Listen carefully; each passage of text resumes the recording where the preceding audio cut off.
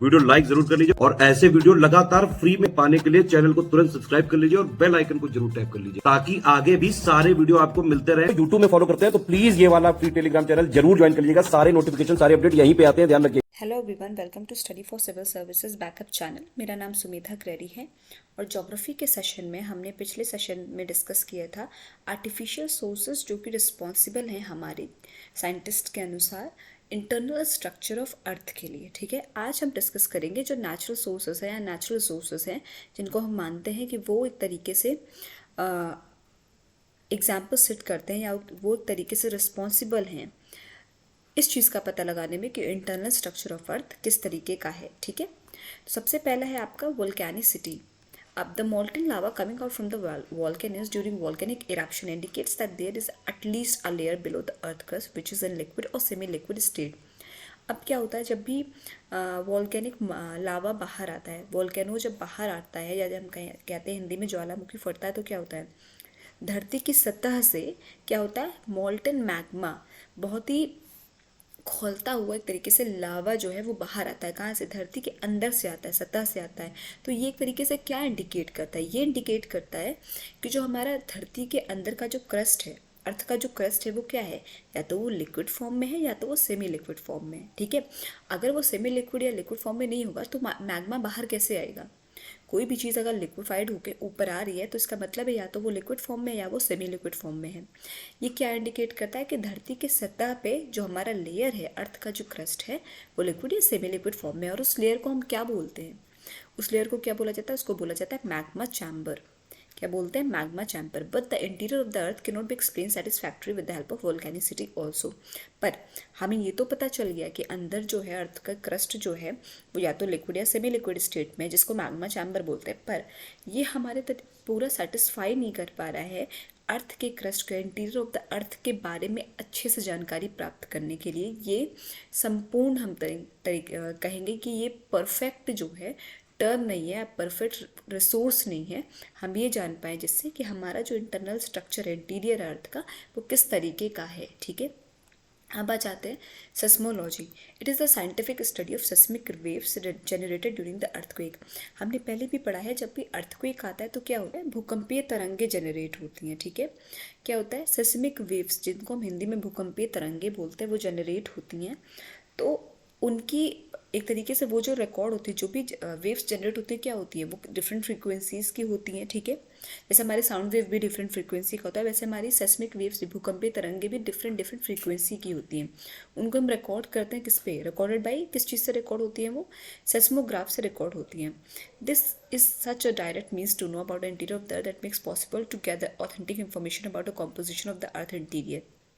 अब क्या है, ये जो तरंगे हैं ना, ये हमारे तरीके से इंटीरियर, अर्थ के इंटीरियर जानने के लिए बहुत ऑथेंटिक इन्फॉर्मेशन प्रोवाइड करती है। ठीक है, कि हमारा जो कॉम्पोजिशन है वो अर्थ का इंटीरियर का वो किस तरीके का है। ठीक, efforts have been made to know about the earth on the basis of seismic waves. The research of the international union of geodesy and geophysics are very important in this regards. According to this research the earth as a whole has been divided into 3 broad zones, crust, mantle and core. अब क्योंकि ये जो seismology यानी जो हमारा seismic waves का study है, इसी को हम सिस्मोलॉजी बोलते हैं, ये जो हमारा स्टडी है ये बहुत बेसिक जो है इंफॉर्मेशन प्रोवाइड करता है, बहुत हेल्प करता है क्या जानने के लिए, जो हमारा इंटीरियर है अर्थ का जो कोर है वो किस तरीके का है, कितने पार्ट्स में डिवाइडेड है। ठीक है, बेसिकली क्या है, जो अर्थ एज ए होल हमारा कितने पार्ट्स में डिवाइड हुआ है according to seismology? 3 broad zone में डिवाइडेड हुआ है, क्रस्ट, मैंटल और कोर। किस में डिवाइड हुआ है? क्रस्ट, मैंटल और कोर। ठीक है, अभी हमने ऊपर क्या पढ़ा? हमने पढ़ा है वोल्केनिसिटी, जिसमें जैसे हमें पता चलता है कि हमारे अर्थ का इंटीरियर में सेमी लिक्विड या लिक्विड फॉर्म में है, जो मोल्टन मैग्मा हमारा आता है वोल्केनिक इरप्शन के दौरान। पर वो हमारा एक तरीके से बहुत ज़्यादा सेटिस्फैक्टरी एक्सप्लेनेशन नहीं है ये बताने के लिए इंटीरियर अर्थ का कैसा है। पर जो हमारा सेस्मोलॉजी है उसमें जो सेस्मिक वेव्स है, जो भूकंपीय तरंगे हैं, वो हमें काफ़ी हद तक जो है मदद करती हैं अर्थ का इंटीरियर स्ट्रक्चर जानने में। ठीक है, तो उनके हिसाब से क्या है, बहुत सारी रिसर्च की गई है international union of geodesy and geophysics द्वारा। उन सब रिसर्च के अनुसार क्या है, अर्थ को ब्रॉडली हम अर्थ के इंटीरियर को 3 पार्ट्स में डिवाइड करते हैं। अर्थ एज अ होल को, पूरी पृथ्वी को हम 3 भाग में डिवाइड करते हैं। ठीक है, क्रस्ट, मैंटल और कोर। ठीक है, कौन कौन से? क्रस्ट, मैंटल और कोर। सबसे पहले हम पढ़ेंगे क्रस्ट के बारे में। अकॉर्डिंग टू IUGG क्या है, international union of geology and geophysics, the average thickness of the upper most layer of earth is about 30 kilometres. जो हमारा अर्थ का क्रस्ट है ना, सतह जिसे हम कहेंगे, ठीक है, भूमि सतह, वो कितने की है, एवरेज जो अपर मोस्ट सबसे मोटा उसका थिकनेस है लेयर का, वो कितने का, 30 किलोमीटर का है। Some other sources estimated thickness to about 100 kilometres. कुछ अदर सोर्सेज ने उसका लगभग 100 किलोमीटर उसका थिकनेस का अनुमान लगाया। According to time differences receiving the seismic waves, the crust can be divided or is divided into two parts, upper crust and the lower crust। जो हमारे सिस्मिक वेव्स की स्टडी है ना, उसके अनुसार हमारा क्रस्ट कितने भागों में डिवाइडेड है, 2, upper crust and the lower crust, ठीक है।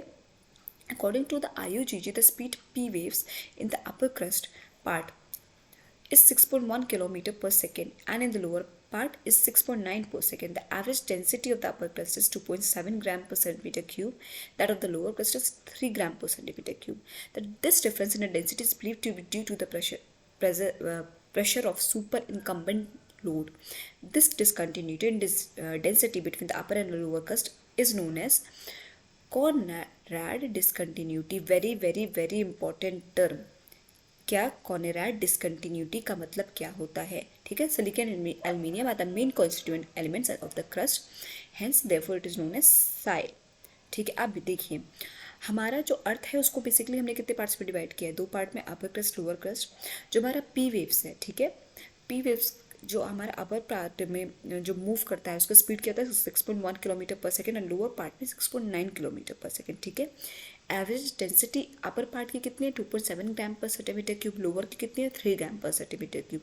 अब ये जो डेंसिटी में डिफरेंस है ना अपर क्रस्ट और लोअर क्रस्ट की, ये किसकी वजह से होता है, एक सुपर इंकम्बेंट लोड है, एक लोड है जिसकी वजह से ये जो डेंसिटी है उसमें जो है डिफरेंस है, ठीक है। जितना आप लोअर जाएंगे डेंसिटी इंक्रीज होगी, ठीक है।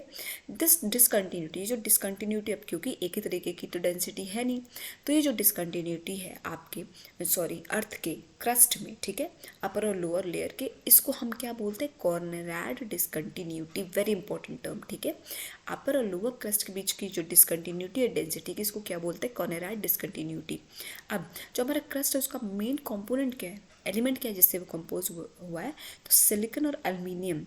बहुत इंपॉर्टेंट है ये लाइन, ठीक है। सिलिकॉन और एल्यूमिनियम से हमारा क्रस्ट मेनली कंपोज हुआ, इस नाते उसको क्या बोलते हैं, साइल बोलते हैं, SAIL, ठीक है, सिलिका एंड एल्यूमिनियम, ठीक। ये था आपके क्रस्ट के बारे में। आई होप आपको सेशन समझ में आया होगा। कोई भी डाउट हो स्टूडेंट्स तो प्लीज़ कमेंट सेक्शन में कमेंट करके ज़रूर बताइएगा। और अभी तक अगर आपने चैनल को लाइक शेयर सब्सक्राइब नहीं किया तो प्लीज़ कीजिए और बेल बटन को प्रेस करना ना भूलिए। Thank you so much for watching.